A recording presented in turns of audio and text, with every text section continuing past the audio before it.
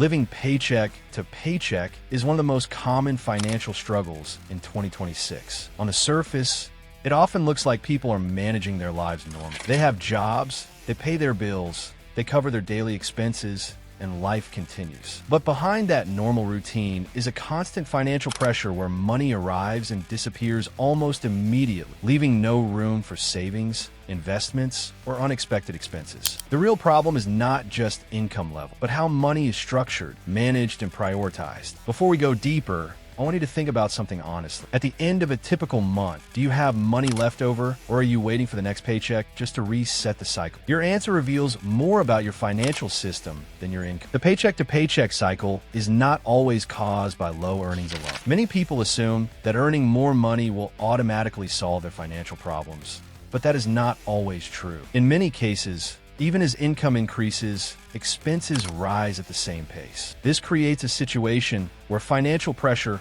remains the same regardless of income growth. This pattern is often caused by lifestyle inflation, where people gradually upgrade their spending habits as their earnings. Lifestyle inflation is one of the most silent wealth killers. When someone gets a raise or a better job, instead of saving or investing the additional income, they often increase their lifestyle spend. This may include a better car, a larger apartment, more dining out, or additional subscriptions. Individually, these changes may seem reasonable, but together they consume the extra income that could have been used to build financial stability. Another major reason people stay stuck in this cycle is the lack of financial structure. Many individuals do not have a clear system for managing money. Income comes in, expenses go out, and whatever is left is saved only if anything remains. Without a structured plan, money is often spent unintentionally on small recurring costs, emotional purchases, and convenience spending. Over time, these small leaks create a situation where there is nothing left to save. At this point,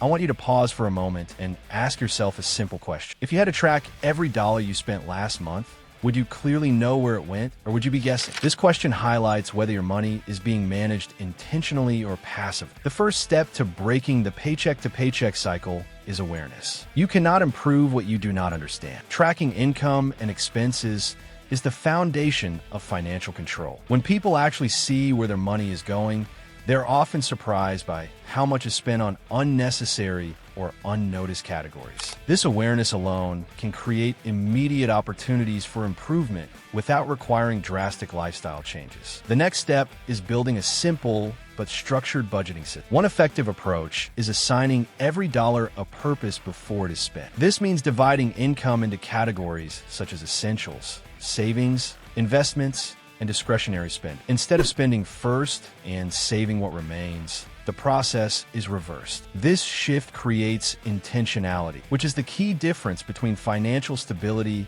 and financial stress. Another critical step is building an emergency fund. Many people remain stuck in the paycheck cycle because any unexpected expense immediately disrupts their finances. A car repair, medical bill, or urgent household expense can force them into debt. An emergency fund acts as a financial buffer that prevents this disruption. Even starting with a small amount can provide psychological and financial stability because it reduces dependence on credit or loans during emergencies. Debt management is also essential. High-interest debt, especially credit card debt, is one of the biggest barriers to financial freedom. When a large portion of monthly income goes toward interest payments, it limits the ability to save or invest. Reducing and eventually eliminating high-interest debt frees up income and reduces long-term financial pressure. Now, here is something important to understand. Cutting expenses alone is not enough. There is a limit to how much you can reduce spending, but there is no limit to how much you can increase income. This is why increasing earning potential